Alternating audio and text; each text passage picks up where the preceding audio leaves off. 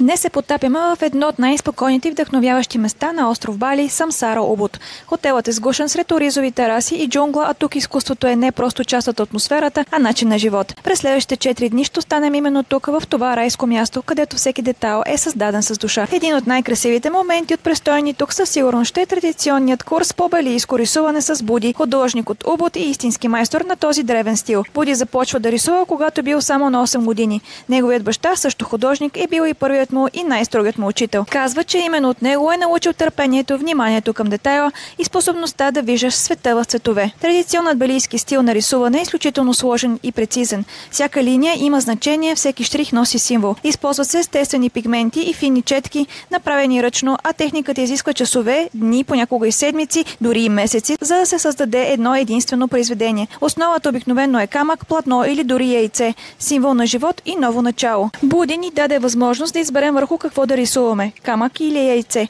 Избрах да рисувам върху дървено яйце, защото то символизира ново начало и е едно от най-трудните неща за рисуване, защото е гладко и изисква невероятен контрол. Той ми помогна да избера мотив, залез, моето любимо време на деня. После добавихме птици от островите Раджа Ампат, дървето от джунглата, цветя и, разбира се, храм. Защото какво е Бали без храмове и цветя?